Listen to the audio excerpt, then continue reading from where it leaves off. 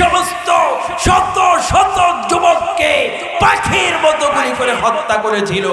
ঠিক কিনা বলেন? জোরে বলুন ঠিক কিনা? আমার আব্রারকে তারা হত্যা করেছে, আবু সাইদকে তারা হত্যা করেছে। শুধু তাই নয়, আমরা দেখতে পেয়েছি বর্তমান কিছুদিন পূর্বে আমার শরীফ ওসমান হাদিকে পাখির মতো গুলি করে তারা হত্যা করেছে। ঠিক কিনা বলেন? জোরে বলুন ঠিক কিনা? চিরকাল কিন্তু এই অবস্থা থাকবে না, এই অবস্থার পরিবর্তন একদিন হবেই। অবস্থার পরিবর্তন তো আমরা দেখতে পাচ্ছি, সবে মাত্র 30% হয়েছে, কিন্তু এখনো 70% পরিবর্তন বাকি আছে। এই 70% পরিবর্তন যদি আমরা আনতে পারি, তাহলেই আগামীকালের সূর্য হবে ইসলামের সূর্য। এই পরিবর্তন যদি আমরা আনতে পারি, আগামী রাতের চন্দ্রটা হবে ইসলামের চন্দ্র। আপনারা কি দেখতে চান যে গোটা বিশ্বে এবং বাংলার ভূখণ্ডে আল্লাহর কোরআনের বিধান দিয়ে রাষ্ট্র ব্যবস্থা চলমান থাকে? আপনারা কি দেখতে চান? দেখি কারা কারা রাজি, দুই হাত তুলে আল্লাহকে দেখায় দেয়। من يهد الله فلا مضل له ومن يضلل فلا هادي له ونشهد أن لا إله إلا الله وحده لا شريك له ونشهد أن سيدنا وحبيبنا ومولانا محمدا عبده ورسوله الذي أرسله بالحق بشيرا ونذيرا وداعيا إلى الله بإذنه وسراجا منيرا فقد قال الله تعالى في كلامه المجيد وفرقانه الحميد أعوذ بالله من الشيطان الرجيم بسم الله الرحمن الرحيم إن الله وملائكته يصلون على النبي يا أيها الذين آمنوا صلوا عليه وسلموا تسليما اللهم صل على مولانا محمد وعلى آله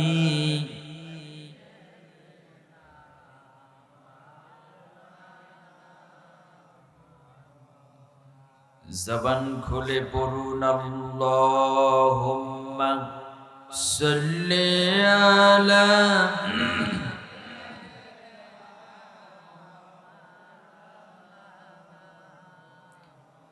ওয়া আলা আলি সাইয়্যিদিনা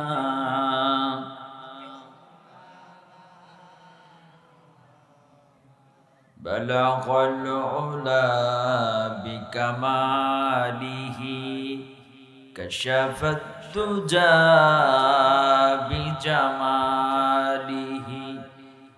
حسنت جميع خصاله صلوا عليه وآله সবটুকুন শুকরিয়া যে আল্লাহ পাক রব্বুল আলামিন আমাদেরকে প্রচন্ড শীতের ভেতরে হাজার হাজার লক্ষ লক্ষ কোটি কোটি অসংখ্য অগণিত মানুষের মধ্য থেকে যাচাই করে বাছাই করে নির্বাচিত করে তার ঐশী বাণী আখিরি কালাম কালামে পাক কোরআনে কারীম শোনার জন্যে এবং নবী পাকের মুখ নিঃসৃত বাণী হাদিস মুবারক শোনার জন্যে আসার তৌফিক এনায়েত করেছেন। সেজন্য আমরা সকলেই সেই মহান স্রষ্টা মহান পরওয়ারদিগার আল্লাহ পাক রব্বুল আলামিনের কুদরতি পায়ে নত শিরে সিজদা অবনত হচ্ছি এবং কালেমাতুশ শুকর আদায় করছি আলহামদুলিল্লাহ।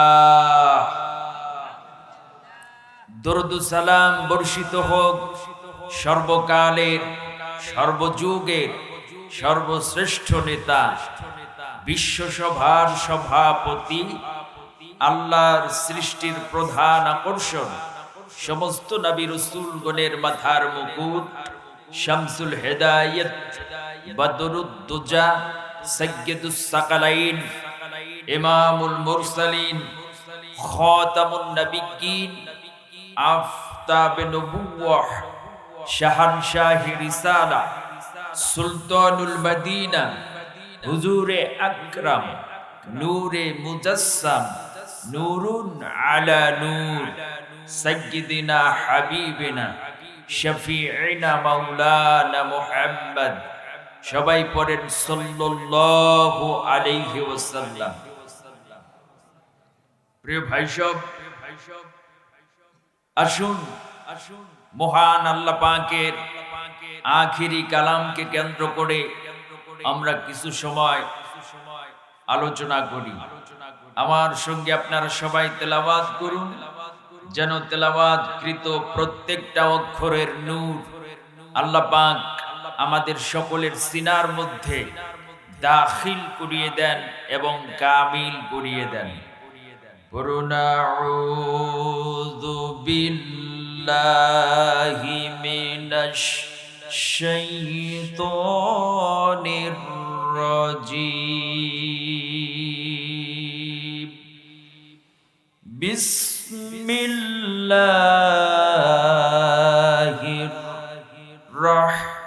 রহমানির রহিম। ইহদিনাস সিরাতাল মুস্তাকিম। আমানতু বিল্লাহ। কোরআন কারীম সূরাতুল ফাতিহা 114টি সূরার ভেতরে এই সূরাতুল ফাতিহা হচ্ছে প্রথম নম্বর সূরা, 1 নম্বর সূরা। সূরাটি নাজিল হয়েছে মক্কায়। সূরাটির ভেতরে আল্লাহ পাক 7টি আয়াতে কারিমা দিয়েছেন, একটি রুকু দিয়েছেন। সুবহানাল্লাহি ওয়া বিহামদিহি। একটি রুকুর ভেতর থেকে 7টি আয়াতে কারিমার ভেতর থেকে আমি শুধুমাত্র 5ম নম্বর আয়াতে কারিমা তেলাওয়াত করেছি। তেলাওয়াতকৃত আয়াতে কারিমার বাংলা অনুবাদ হলো ইহদিনাস সিরাতাল মুস্তাকিম। হে মহান পরওয়ারদিগার আল্লাহ পাক রব্বুল আলামিন, তুমি আমাদিগকে সরল এবং সোজা পথে পরিচালিত করো। সুবহানাল্লাহ, সুবহানাল্লাহ। এই আয়াতটিকে ঘিরে নির্ভরযোগ্য মুফাসসির ও মুহাদ্দিসগণের দৃষ্টিকোণ থেকে আল্লাহ পাকের কোরআন ও ও নবী পাকের হাদিস মোবারক থেকে কিছু কথা আমি তুলে ধরার চেষ্টা করছি। সেই সুযোগ যেন আল্লাহ পাক রব্বুল আলামিন তার এ নগণ্য গোলামের জবান দিয়ে বাহির করে দেন, বলুন আমিন। আল্লাহ পাক বলছেন, ইহদিনাস সিরাতাল মুস্তাকিম। দুনিয়ার সমগ্র মানুষ যেন আল্লাহ পাকের কাছে আবেদন করে, আল্লাহ পাকের কাছে যেন প্রার্থনা করে, আল্লাহ পাকের কাছে যেন বলে, হে পরওয়ারদিগার, আমাদেরকে সরল পথে, আমাদেরকে সোজা পথে, আমাদেরকে শান্তির পথে, আমাদেরকে মুক্তির পথে, আমাদেরকে কল্যাণের পথে, আমাদেরকে জান্নাতের পথে পরিচালিত করো। এখন আমাকে আপনাদেরকে জানতে হবে, আল্লাহ পাক সোজা পথ বলতে, সরল পথ বলতে, মুক্তির পথ বলতে, কল্যাণের পথ বলতে, শান্তির পথ বলতে, জান্নাতের পথ বলতে কোন পথকে নির্ধারণ করেছেন, সাব্যস্ত করেছেন, আখ্যায়িত করেছেন, সেটা আমাদেরকে জানতে হবে। আল্লাহ পাক রব্বুল আলামিন সূরাতুল ইয়াসিনের মধ্যে চমৎকার করে এই আয়াতের তাফসীর করে দিয়েছেন, ব্যাখ্যা করে দিয়েছেন। আল্লাহ পাক রব্বুল আলামিন বলছেন, ওয়া আনি'বুদুনি হাযা সিরাতিম মুস্তাকিম। আল্লাহ পাকের ইবাদত করো, আল্লাহ পাকের দাসত্ব করো, আল্লাহ পাকের গোলামি করো। এই গোলামিটাই, এই দাসত্বটাই, এই ইবাদতটাই হচ্ছে সরল পথ, সোজা পথ, শান্তির পথ, মুক্তির পথ, কল্যাণের পথ, জান্নাতের পথ। জোরে বলুন সুবহানাল্লাহ। এখন আল্লাহ পাকের ইবাদত আমাদের করতে হবে যদি শান্তির পথে আমরা চলতে চাই। কি বলেন? কথা বলেন। আল্লাহ পাকের ইবাদত করতে কোনো অসুবিধা আছে? আল্লাহ পাকের দ্বীন ইসলামের বিধান মানতে আমার আপনার কোনো অসুবিধা আছে? এই ইসলামের মধ্যে আমার আপনার কোনো আপত্তি আছে? আপত্তি কেনই থাকবে? এই ইসলাম তো আল্লাহ পাকের একমাত্র মনোনীত জীবন ব্যবস্থার নাম। সুবহানাল্লাহ পড়বেন না? আল্লাহ রাব্বুল আলামিন বলেন, ইন্নাদ-দীনা ইনদাল্লাহিল ইসলাম। আল্লাহু আকবার। নিশ্চয়ই আল্লাহ পাকের কাছে মনোনীত একমাত্র গ্রহণযোগ্য জীবন ব্যবস্থার নামই হচ্ছে ইসলাম। আল্লাহু আকবার কবীরা। আবার এই ইসলামটাকে গোটা কুল কায়নাতের আনাচে কানাচে কায়েম করতে গিয়ে, প্রশস্ত করতে গিয়ে, প্রচার করতে গিয়ে আল্লাহ পাকের নবী অক্লান্ত পরিশ্রম করেছেন। নবী পাকের অক্লান্ত পরিশ্রম আর প্রচেষ্টার মাধ্যমে এই ইসলামটাকে আল্লাহ পাক ধরার বুকে কামিল করেছেন, পরিপূর্ণ করে দিয়েছেন। সুবহানাল্লাহি ওয়া বিহামদিহি। আল্লাহ রাব্বুল আলামিন বলেন, আল-ইয়াওমা আকমালতু লাকুম দীনাকুম ওয়া আতমামতু আলাইকুম নি'মাতি ওয়া রাদিতু লাকুমুল ইসলাম দীনা। আল্লাহু আকবার। নবী পাকের প্রচেষ্টায় আল্লাহ পাক এই ধরার বুক ইসলামটাকে কানায় কানায় কায়েম করে দিয়েছেন। সুবহানাল্লাহ বলেন, আর একটু জোরে বলেন সুবহানাল্লাহ। নবীজির অক্লান্ত প্রচেষ্টার মাধ্যমে কায়েম হওয়া ইসলাম সম্পর্কে আল্লাহ পাক নাফরমানদেরকে কঠিন হুঁশিয়ারি দিয়েছেন, কঠিন ফরমান জারি করেছেন, কঠিন সতর্কবার্তা দিয়েছেন। সতর্কবার্তাটা কি? কঠিন ফরমানটা কি?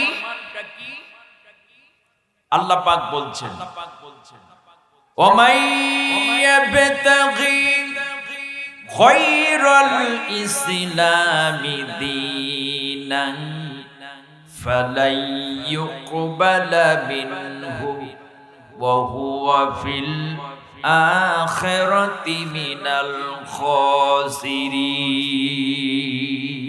আল্লাহু আকবার। আল্লাহ রাব্বুল আলামিন বলেন,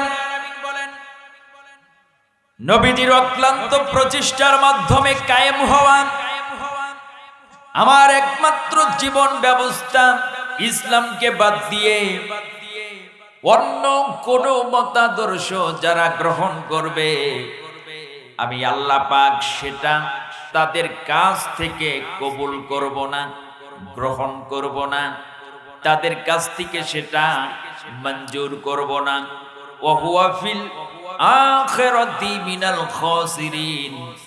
আর কিয়ামতের দিন, রোজ মহাশরের দিন, তাদেরকে বামপন্থীদের কাতারে, নাফরমানদের কাতারে, বেঈমানদের কাতারে, জালিমদের কাতারে, জাহান্নামীদের কাতারে দাঁড় করায় দেব।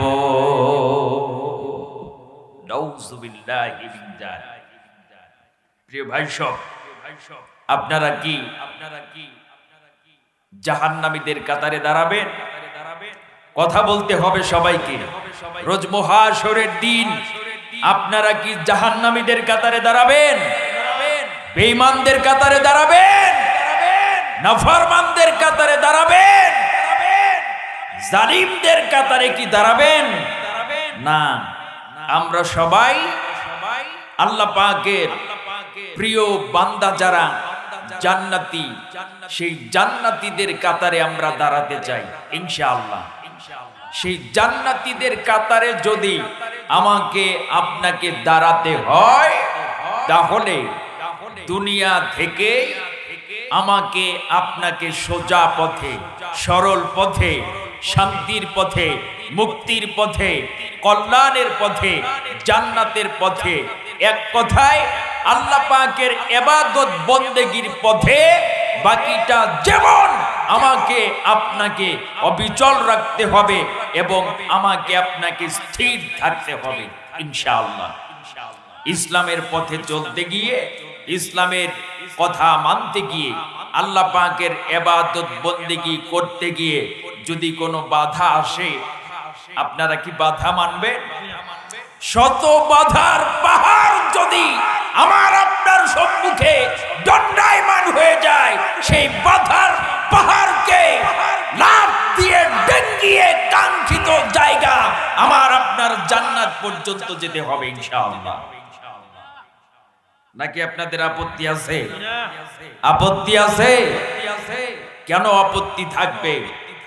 এই পথে চলতে গিয়ে, এই পথটাকে দীর্ঘ করতে গিয়ে, এই পথটাকে প্রশস্ত করতে গিয়ে আল্লাহ পাকের নবী, নবী কুল সম্রাট, তার বুকের তাজা রক্ত ঢেলেছেন। নবী পাকের দান্দান মুবারক শহীদ করতে হয়েছে। অসংখ্য সাহাবায়ে কেরামদের জীবন কোরবান করতে হয়েছে। তাদের জীবনের প্রত্যেকটা রক্তের ফোঁটা এই ইসলামের জন্য বিসর্জন দিতে হয়েছে। দিতে হয় নাই ভাই? দিতে হয় নাই? দিতে হয়েছে। হাদিস শরীফের মধ্যে এসেছে, নবী পাকের প্রখ্যাত সাহাবী হযরত ওমর রাদিয়াল্লাহু তাআলা আনহু, নবী পাকের আরো একজন প্রখ্যাত বিশ্বস্ত সাহাবী হযরত খাব্বাব রাদিয়াল্লাহু তাআলা আনহুকে একদিন খালি শরীরে দেখতে পাইলেন। খাব্বাবকে খালি শরীরে দেখার পরে ওমর জিজ্ঞেস করলেন, খাব্বাব তোমার পিঠে এত ক্ষত দেখতে পাচ্ছি, কারণ কি? তোমার পিঠে এত গর্ত দেখতে পাচ্ছি, তার কারণ কি? চামড়া ফেটে যাওয়ার চিহ্ন দেখতে পাচ্ছি, তার কারণ কি বলো? হযরত খাব্বাব বলেছেন, ওমর জানো না, আমি যখন নবী পাকের নবুয়াতি হাত মুবারক ধরে কালেমা পড়ে ইসলামের সুশীতল ছায়া তলে আশ্রয় নিয়েছি, তখন মক্কার কাফের মুশরিকেরা আমাকে ইসলাম থেকে খারিজ করার জন্যে, আমাকে ইসলাম থেকে বাহির করে আনার জন্যে তারা আমার উপরে জুলুম করেছে, আমার উপর নির্যাতন করেছে।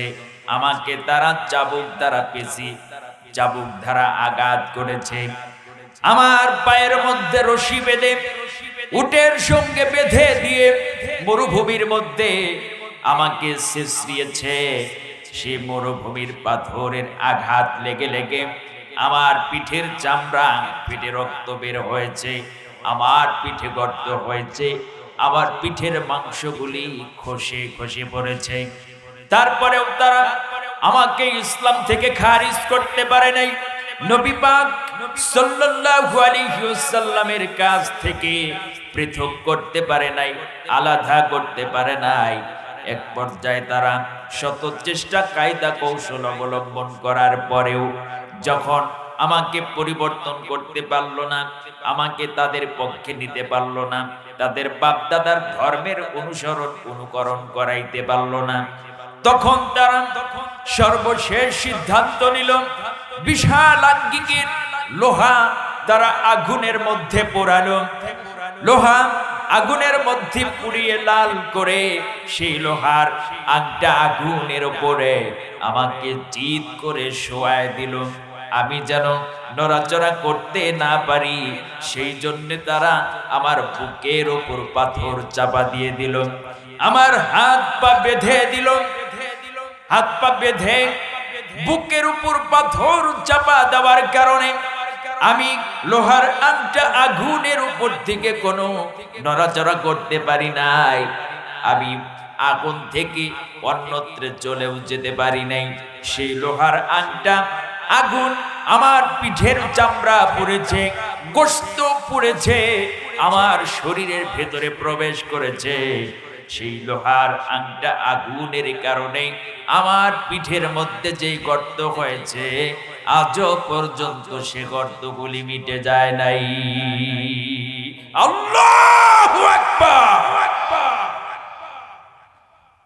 সেই খাব্বাব, সেই খোবায়েব, সেই বেলালের উত্তরসূরি যারা বর্তমান গোটা বিশ্বে খাব্বাব খোবায়েবের মতো ইসলামের দাওয়াত দেওয়ার জন্য যারা অক্লান্ত পরিশ্রম প্রচেষ্টা করছে, বর্তমান সময়ের বামপন্থী নাফরমানেরা, তাগুতি শক্তির পা চাটা গোলামেরা আমার সেই খাব্বাব খোবায়েব বেলালের উত্তরসূরিদেরকে, খাব্বাব খোবায়েব বেলালের অনুসারীদেরকে তারা বামপন্থী বেঈমান মুরতাদ নাস্তিক কাফের মুশরিকদের মতো বর্তমান সময়েও তাদেরকে কষ্ট দিচ্ছে, তাদেরকে আঘাত করছে, তাদেরকে জুলুম করছে, নির্যাতন করছে। ঠিক কিনা বলে? জোরে বলুন ঠিক না বেঠে? আজ গোটা পৃথিবীতে আপনি যেদিকেই আপনার চোখ দিয়ে তাকাবেন, সেদিক থেকেই মুসলমানদের রক্তের স্রোত নদীর স্রোতের মতো বয়ে যাচ্ছে, আপনি দেখতে পাবেন। যেদিকে কর্ণক্ষেপ করবেন, যেদিকে কান লাগাবেন, সেদিক থেকেই মুসলমানদের চিৎকারের আওয়াজ আমার আপনার কানের মধ্যে বেশি আসবে। আমার মুসলমানদেরকে কারা নির্যাতন করছে, কারা জুলুম করছে, কারা রক্তপাত করছে, সেই হিসাব কিন্তু আমাদের কাছে আছে। আছে না ভাই? জোরে বলুন আছে কিনা? কিন্তু আমরা তো নির্বোধ, আমরা তো নিষ্ঠুর। এক মুসলমান আর এক মুসলমানকে বর্তমান সহ্য করতে পারছি না। আর মুসলমান হয়ে বামপন্থী নাস্তিক মুরতাদ তাগুতি শক্তির পাঁচ চাটা গোলাম যারা, বিজাতি ইহুদির প্রেতাত্মা যারা, আমরা তাদেরকে আমাদের মাথার উপরে মহারাজ হিসাবে সম্মান করে যাচ্ছি। মনে রাখবেন, ইহুদি বিজাতিরা হচ্ছে আমাদের মুসলমান যারা তাদের চিরশত্রু। এটা কে বলেছেন? জোরে বলেন কে বলেছেন? আর একটু জোরে বলেন কে বলেছেন? কে বলেছেন? আল্লাহ বলেছেন, লাতাজিদান্না শাদ্দান্নাস আদাওয়াতাল লিল্লাযিনা আমানুল ইয়াহুদ ওয়াল্লাযিনা আশরাকু। আল্লাহ বলেছেন মুমিনদের জন্য, মুসলমানদের জন্য, ইসলাম পন্থীদের জন্য, আলেম ওলামা হক্কানি পীর মাশায়েখদের জন্য প্রকাশ্য দুশমন, প্রকাশ্য শত্রু হচ্ছে ইহুদি বিজাতি আর মুশরিকের বাচ্চারা। ঠিক কিনা বলে? কিন্তু আমরা তো তাদেরকেই বন্ধু মনে করি। লক্ষ্য করে দেখুন, তারা আমাদের বন্ধু না শত্রু? আমার আফগানিস্তানের মুসলমানদেরকে এই ইহুদি বিজাতির বাচ্চারা বছরের পর বছর নির্যাতন করেছে, হত্যা করেছে, রক্তপাত করিয়েছে। আফগানিস্তানের মুসলমানদেরকে তারা পাখির মতো গুলি করে হত্যা করে করে গোটা আফগানিস্তানের ভূখণ্ডটাকে মুসলমান মুক্ত করার চেষ্টা তারা করেছিল। ঠিক কিনা বলে? কিন্তু ফলশ্রুতিতে কি হয়েছে? লক্ষ লক্ষ আফগানিস্তানের মুসলমানদের রক্তের বিনিময়ে শত শত মুসলমানদের রক্তের বিনিময়ে, হাজার হাজার মুসলমানদের রক্তের বিনিময়ে আল্লাহ পাক আফগানি মুসলমানদেরকে স্বাধীন করেছেন এবং কি ইসলামের বিজয়ের পতাকা তাদের হাতের মধ্যে তুলে দিয়েছে। ঠিক কিনা বলেন? জোরে বলুন ঠিক কিনা? শুধু আফগানিস্তানেই নয়, তারা চেস্তিয়াতে নির্যাতন করেছে, বস্তিয়াতে নির্যাতন করেছে, আলজেরিয়াতে আমার মুসলমানদেরকে তারা পাখির মতো গুলি করে হত্যা করেছে। শুধু তাই নয়, বর্তমান সময়ে প্যালেস্টাইনেও তারা আমার নিরীহ মুসলমানদেরকে পাখির মতো গুলি করে হত্যা করছে। আমরা দেখতে পেয়েছি আমাদের পার্শ্ববর্তী দেশ ভারতে খুনি সরকারের উস্কানিতে কাশ্মীরের মুসলমানদেরকে তারা হত্যা করেছে। এখনো কাশ্মীরি মুসলমানদেরকে তারা পাখির মতো গুলি করে হত্যা করছে। শুধু তাই নয়, আমরা দেখতে পেয়েছি আমাদের আরেক পার্শ্ববর্তী দেশ মায়ানমারের মুসলমানদেরকে তারা পাখির মতো গুলি করে হত্যা করছে। আমার মুসলমান মা এবং বোনদেরকে গাছের সঙ্গে বেঁধে তারা ধর্ষণ করেছে। মুসলমান মা বোনদেরকে তারা লাঞ্ছিত করেছে, তাদের সতীত্ব কেড়ে নিয়েছে, তাদের স্তন কেটে আগুনের মধ্যে পুড়িয়ে কাবাব বানিয়ে তারা খেয়েছে। এতটাই জুলুম করেছে, এতটাই নির্যাতন করেছে, জুলুমের তীব্রতা সহ্য করতে না পেরে মায়ানমারের মুসলমানেরা নাফ নদী সাঁতার কেটে পাড়ি দিয়ে আমাদের বাংলাদেশে আশ্রয় নিয়েছে। আমাদের বাংলাদেশেও বিগত 17 বছরের জালিম সরকার যিনি ছিলেন, অসংখ্য আলেম ওলামাদেরকে মিথ্যা মামলা দিয়ে গ্রেফতার করে জেলখানার মধ্যে বন্দী করে তাদেরকে অবশেষে ফাঁসির কাস্টে ঝুলিয়ে হত্যা করেছিলেন। ঠিক কিনা বলেন? শুধু তাই নয়, অসংখ্য বিরোধী দলের নেতা কর্মীদেরকে মিথ্যা মামলা দিয়ে নাটক সাজিয়ে গ্রেফতার করে জেলখানায় বন্দী করে বিরোধী দলকে ধ্বংস করার ষড়যন্ত্র তারা করেছিলেন। ঠিক কিনা বলেন? জোরে বলুন ঠিক কিনা? ওর দেশের অসংখ্য বিচক্ষণ সচেতন জ্ঞানী গুণী তাদেরকে মিথ্যা মামলা দিয়ে গ্রেফতার করে ফাঁসির কাস্টে ঝুলিয়ে তারা হত্যা করেছিল শুধুমাত্র একজনকে ফাঁসির রায় দেওয়ার পরে ফাঁসি কার্যকর করতে পারে নাই। আল্লামা দেলাওয়ার হোসাইন সাইদি সাহেবকে যেদিন ফাঁসির রায় দেওয়া হলো, ফাঁসির রায়ের প্রতিবাদ করতে গিয়ে যেই সমস্ত যুবক ইসলাম প্রেমিক, ইসলামের মুজাহিদ, ইসলামের রাহবার, তারা ঢাকার রাজপথে যখন ফাঁসির রায়ের প্রতিবাদ করতে গিয়েছিল, বাংলাদেশের জালিম সরকার তার পুলিশ বাহিনীকে হুকুম দিয়ে সেই সমস্ত শত শত যুবককে পাখির মতো গুলি করে হত্যা করেছিল। ঠিক কিনা বলেন? জোরে বলুন ঠিক কিনা? আমার আব্রারকে তারা হত্যা করেছে, আবু সাইদকে তারা হত্যা করেছে। শুধু তাই নয়, আমরা দেখতে পেয়েছি বর্তমান কিছুদিন পূর্বে আমার শরীফ ওসমান হাদিকে পাখির মতো গুলি করে তারা হত্যা করেছে। ঠিক কিনা বলেন? জোরে বলুন ঠিক কিনা? চিরকাল কিন্তু এই অবস্থা থাকবে না, এই অবস্থার পরিবর্তন একদিন হবেই। অবস্থার পরিবর্তন তো আমরা দেখতে পাচ্ছি, সবে মাত্র 30% হয়েছে, কিন্তু এখনো 70% পরিবর্তন বাকি আছে। এই 70% পরিবর্তন যদি আমরা আনতে পারি, তাহলেই আগামীকালের সূর্য হবে ইসলামের সূর্য।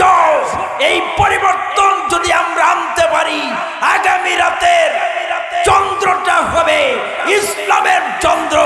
আপনারা কি দেখতে চান যে গোটা বিশ্বে এবং বাংলার ভূখণ্ডে আল্লাহর কোরআনের বিধান দিয়ে রাষ্ট্র ব্যবস্থা চলমান থাকে?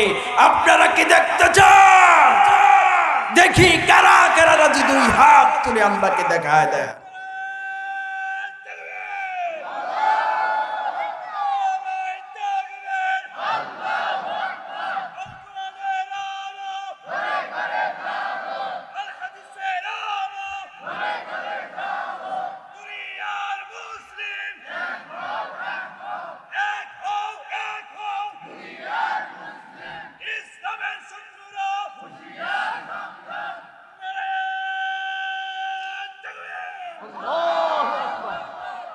কষ্ট হচ্ছে আপনাদের?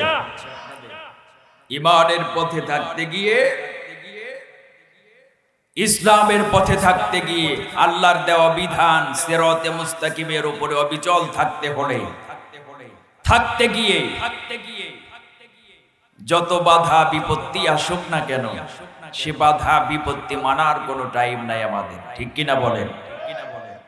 আমরা মৃত্যুকে বাজি রেখে ইসলামের বিধান, ইসলামের হুকুম আহকাম মেনেই যাব ইনশাআল্লাহ। জোরে বলেন ইনশাআল্লাহ। নাকি মরতে আপনাদের আপত্তি আছে?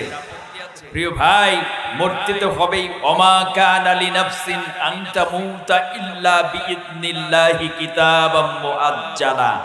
কোন প্রাণী তার ইচ্ছে অনুযায়ী বাঁচতে পারবে না, মরতেও পারবে না। নির্ধারিত মরণ যার যখন যেখানে যেইভাবে লেখা আছে, তখন সেখানে গিয়ে সেই অবস্থাতেই তার মরতে হবে। ঠিক কিনা বলেন? কারণ মৃত্যু এটা হক, এটা সত্য। আল্লাহ পাক কোরআন শরীফের মধ্যে বলেন, ওয়াজাআত সাকরাতুল মাউত, মৃত্যুর যন্ত্রণা অনিবার্য, আসবেই আসবে। কেন আসবে? কুল্লু নাফসিন যায়িকাতুল মাউত, প্রত্যেকটা প্রাণীকেই আল্লাহ পাক মরণশীল হিসাবে তৈয়ার করেছেন, সৃজন করেছেন। সুবহানাল্লাহ পড়ে। সেজন্য মৃত্যু তো আসতেই পারে। আমার হাবিব বলেছেন, আল মাউতু তুহফাতুল মুমিনিন, মরণ হচ্ছে ইমানদার মুসলমানদের জন্য, মুমিন মুসলমান ব্যক্তিদের জন্য মরণ হচ্ছে উপঢৌকন। জোরে বলেন সুবহানাল্লাহ। আমার একটা স্বপ্ন পূরণ করো ও গো দয়াময়, তোমার কথা বলতে গিয়ে না পাই যেন ভয়, আমি তোমার পথে চলতে গিয়ে মরণ যেন হয়। আল্লাহু আকবার। আমার একটা স্বপ্ন পূরণ করো ও গো দয়াময়, তোমার পথে চলতে গিয়ে না পাই যেন ভয় আমি, তোমার কথা বলতে গিয়ে মরণ যেন হয়।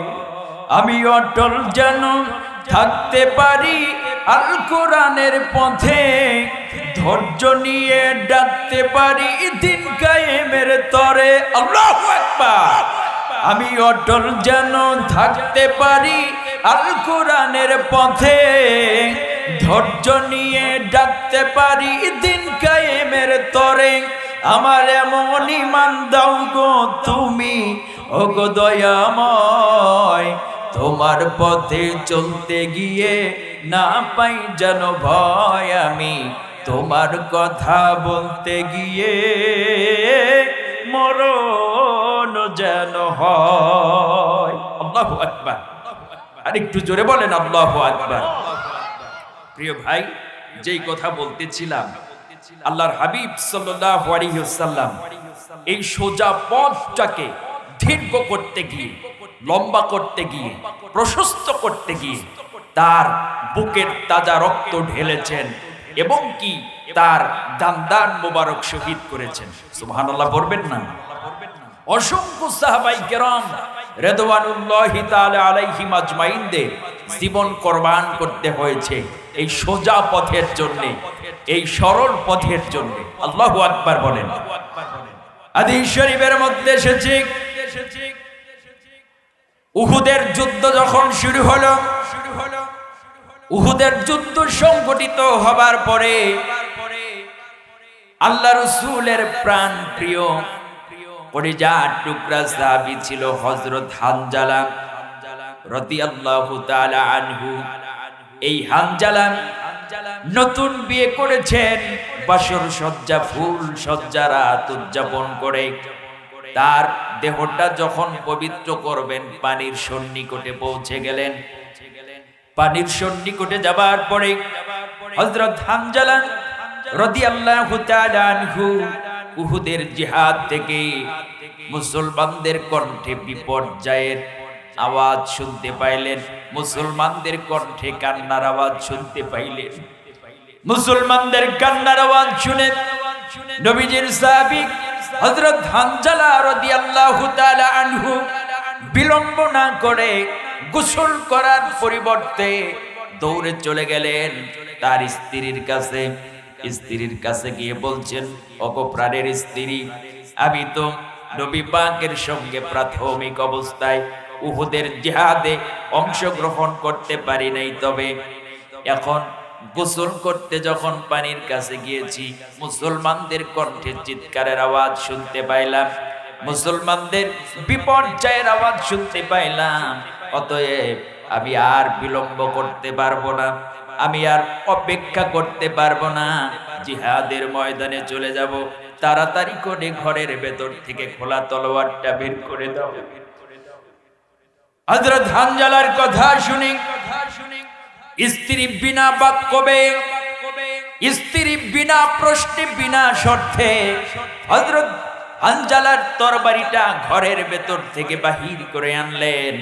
দরজার সামনে দাঁড়িয়ে ঘরের ভেতর থেকে স্ত্রী হানজালার হাতে তরবারিটা তুলে দিবেন, এমত অবস্থায় তরবারিটা যখন হানজালার স্ত্রী হানজালার দিকে অগ্রসর করে দিয়েছে, হানজালা তৎক্ষণাৎ তার স্ত্রীর চেহারার দিকে তাকান। স্ত্রীর চেহারার দিকে তাকায় দেখে স্ত্রীর চোখের পানি ছেড়ে কান্না করছে। স্ত্রীর চোখের পানি দেখে হানজালা নিজেও তার চক্ষু দিয়ে পানি ঝরিয়ে কান্না করতে লাগলেন আর স্ত্রীকে সান্ত্বনা দিতে লাগলেন। ওগো প্রাণের স্ত্রী, আশা ছিল, স্বপ্ন ছিল, দীর্ঘদিন আমরা দুজন স্বামী স্ত্রীতে দাম্পত্য জীবন অতিবাহিত করব, আমরা সংসার জীবনটা অতিবাহিত করব, কিন্তু আমার মনে হয় আর সংসার বোধ হয় করা হবে না। সংসার থাকলো, তুমিও থাকো, আমি চলে যাচ্ছি ইসলামের পথে জীবন দেওয়ার জন্য, তুমি তোমার জীবনটা ইসলামের পথে কোরবান করে দিও। আর আমি যে তোমার হক আদায় করতে পারলাম না, সেই জন্য তুমি আল্লাহর হস্তে মাফ করে দিও।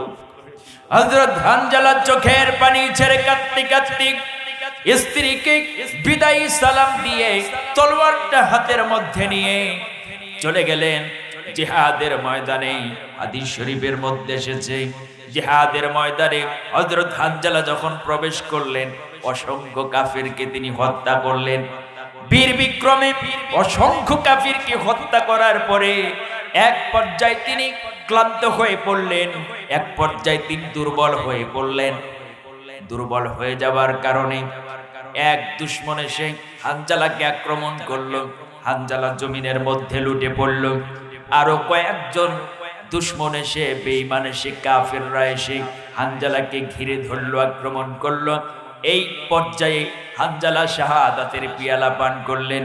হানজালা যখন শহীদ হয়ে গেছে, হানজালা শহীদ হয়ে যাবার পরে আল্লাহর নবী, রহমতের নবী, বিশ্ব নবী রাহমাতুল লিল আলামিন সব জীবিত সাহাবীদেরকে ডেকে ডেকে বলতে লাগলেন, আমার সাহাবীরা, আমার সঙ্গীরা, আমার যোদ্ধারা, এই জিহাদের ময়দানে যতজন সাহাবী শহীদ হয়ে গেছে, যতজন সাহাবী জীবন দিয়ে শাহাদাতের মর্যাদা লাভ করেছে, প্রত্যেকটা শহীদ সাহাবীদেরকে তোমরা একত্রিত করো, তাদের জন্য কবর খনন করো, তাদেরকে দাফন করার ব্যবস্থা করো। নবীজি ঘোষণা করার সঙ্গে সঙ্গে সব সাহাবী প্রস্তুত হচ্ছেন।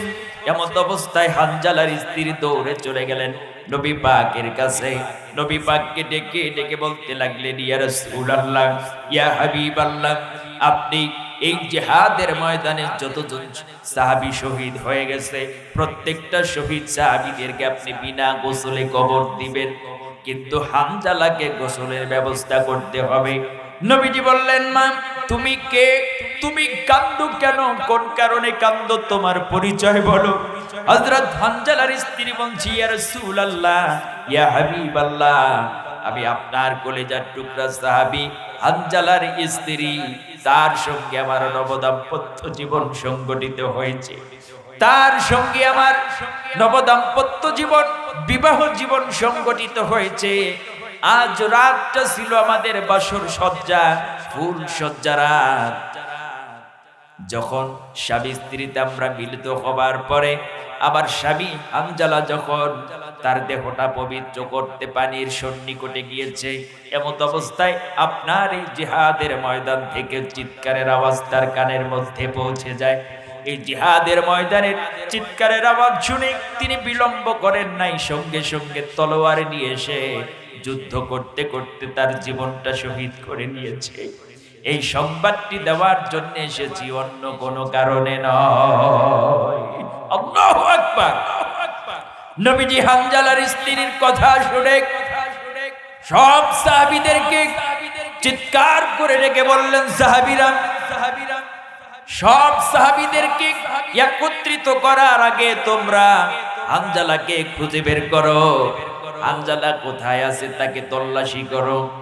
এমন অবস্থায় সাহাবায়ে কেরাম তৈরি হচ্ছেন, প্রস্তুত হচ্ছেন। আল্লাহ পাকের পক্ষ থেকে প্রত্যাদেশ আসলো, নবী হানজালার গোসলের ব্যবস্থা দুনিয়ার কোন সাধারণ পানি দ্বারা করতে হবে না, দুনিয়ার কোন সাধারণ মানুষের হাত দিয়ে তার গোসলের বন্দোবস্ত করতে হবে না, কারণ আমি আরশের মালিক আল্লাহ পাক রব্বুল আলামিন হানজালার শাহাদাতে এতটাই আনন্দিত হয়েছি, এতটাই খুশি হয়েছি যে হানজালা তার বাসর ঘরে নতুন স্ত্রীকে রেখে স্ত্রীর মায়া মমতা বিসর্জন দিয়ে, সংসারের মায়া মমতা বিসর্জন দিয়ে আবার ইসলামকে কায়েম করার জন্য, আমার ইসলামের পথে তার জীবনটা কোরবান করে দিয়েছে। সেই জন্য আমি আল্লাহ পাক রব্বুল আলামিন হানজালার গোসলের ব্যবস্থা নূরের তৈরি রহমতের ফেরেশতাদের হাত দিয়া হাউজে কাউসারের পানির মাধ্যমে করে নিয়েছি। আল্লাহু আকবার। জোরে বলুন আল্লাহু আকবার। কান্দিয়া বে কোলরে হানজালা শহীদ রে, কলি যাচ্ছি রে সেই জঙ্গে দে নবীর এক সাহাবী ছিলেন হানজালা নামেতে, তিনি শহীদ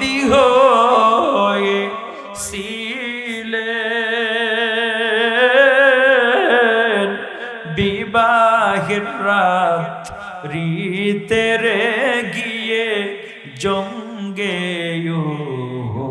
দে নবীর ডাকে আধার রাতে বলেন স্ত্রী ডেকে বিয়েরা তো চলতি রনে বিদায় দেওয়া মারে রে যাব জঙ্গে দে হাত তুলিয়ে স্ত্রী বলে আল্লাহর দরবারে বিয়ে রাতের নব স্বামী সুপিলাম তো মারে রে সেই জঙ্গে দে যুদ্ধে গেলেন শহীদ হলেন নাপাক হালতে নবী ডেকে সাহাবীদের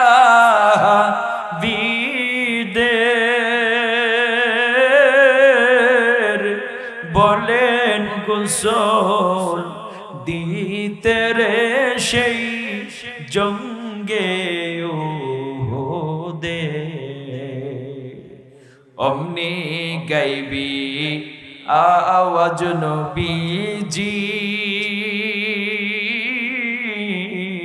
পাইলেন শুনিতে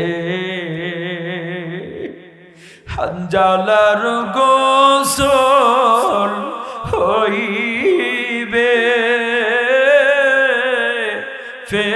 ফেরেশতাদের হাতের জান্নাতের বাহিরে। আল্লাহু আকবার, নারে তাকবীর। আল কোরআনের আলম,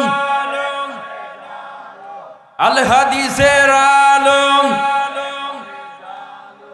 আজকের মাহফিল সফল হোক, কবুল হোক। দুনিয়ার মুসলিম এক হও, এক হও, অ্যাকশন অ্যাকশন, আল কোরআনের অ্যাকশন, আল হাদিসের অ্যাকশন, ইসলামের অ্যাকশন, মুসলমানদের অ্যাকশন। নারে তাকবীর। প্রিয় ভাই সব, কষ্ট হচ্ছে আপনাদের? কষ্ট হচ্ছে?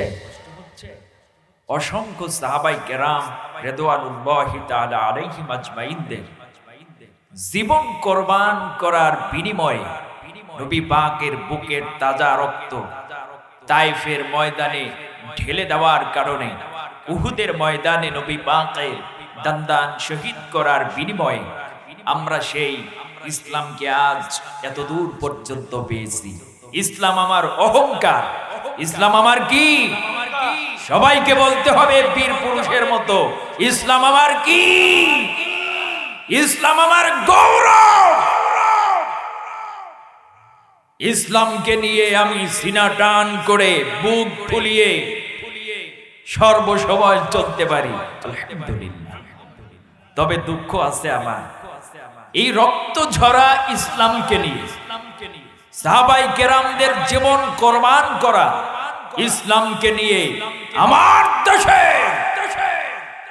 সাদে মাল সারা কিছু বামপন্থী শিক্ষিত নামের কুখ্যাত জাহান্নামের কুকুর আছে।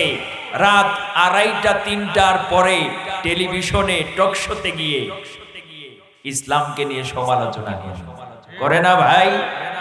জোরে কোন করে কিনা? আমার বাংলাদেশ যদি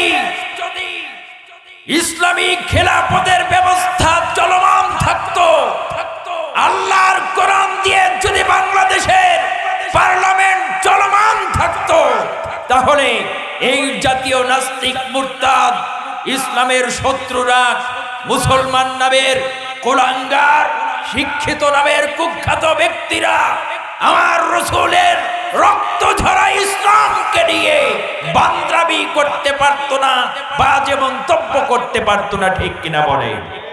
কারণ যখনই মন্তব্য করবে সাথে সাথে বাংলাদেশের পুলিশ, বাংলাদেশের মিলিটারি, বাংলাদেশের র্যাব, বাংলাদেশের সিআইডি সংস্থার সমস্ত অফিসারেরা গিয়ে যখন তাকে গ্রেফতার করবে, বাংলাদেশের সেক্রেটারিয়েটের সম্মুখে অথবা পার্লামেন্টের সম্মুখে কোটি কোটি মানুষের উপস্থিতিতে যখন ইসলামের বিরুদ্ধে কথা বলার জন্য মুরতাদ ঘোষণা করে জল্লাদকে হুকুম করা হবে যে তলোয়ারের এক আঘাতে এই শয়তানের গর্দানটাকে শরীর থেকে আলাদা করে দাও, যখন জল্লাদ তার তরবারির আঘাত দিয়া এক কোপে এই শয়তানের শরীর থেকে মাথাটাকে, কল্লাটাকে আলাদা করে দিবে, এই কল্লা কাটার দৃশ্যটা যখন বাংলাদেশের প্রত্যেকটা পেপার পত্রিকা, বাংলাদেশের প্রত্যেকটা সোশ্যাল মিডিয়া, বাংলাদেশের প্রত্যেকটা স্যাটেলাইট চ্যানেল, টেলিভিশনের মাধ্যমে সকাল থেকে দুপুর, দুপুর থেকে বিকেল, বিকেল থেকে সন্ধ্যা, সন্ধ্যা থেকে রাত্রি পর্যন্ত যখন বারবার প্রচার করবে বাংলাদেশের টেকনাফ থেকে তেতুলিয়া, রূপসা থেকে পাথুরিয়া, সুন্দরবন থেকে বান্দরবন পর্যন্ত বাংলাদেশের জমিনে একজন নাস্তিক মুরতাদ ইসলামের শত্রু খুঁজে পাওয়া যাবে না, ঠিক কিনা বলে? জোরে বলুন, ঠিক না বেঠিক?